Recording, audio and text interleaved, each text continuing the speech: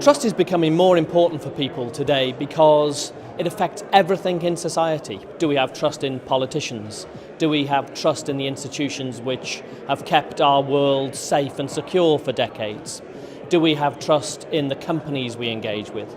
So if society is going to thrive in the long term, we need to improve trust. Whether you happen to be in a government, whether you happen to be an educator, whether you happen to be a business like Fujitsu, trust is what you trade on. Trust isn't just important today, it's always been important. Trust is the oil, really, that runs the gears of business. Without it, everything gets harder. I don't think the trust is changing its importance, but I think many things are changing in society that's changing the way that we trust. For example, we are replacing physical relationships with online relationships. We are spending a large chunk of our life online. We are interacting with people online. We are interacting with people in many cases that we have never met. We're interacting with businesses that we have never physically been present in.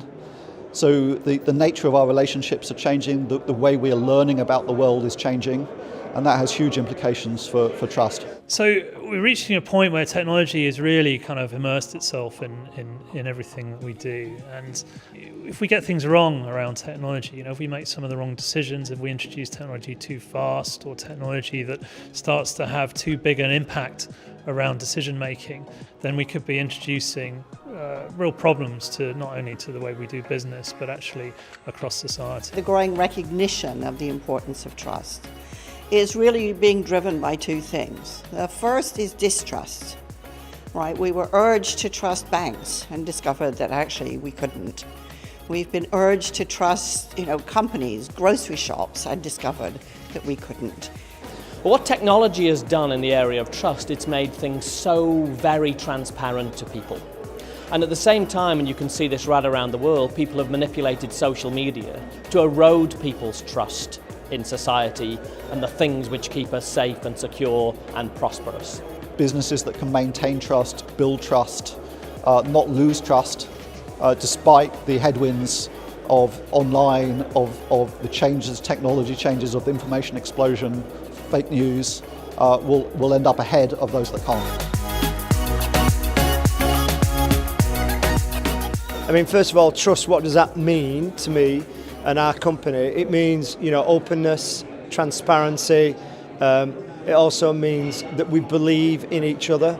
And that's what we try and do through our digital world with our customers. There needs to be a distinction drawn between a customer and a citizen.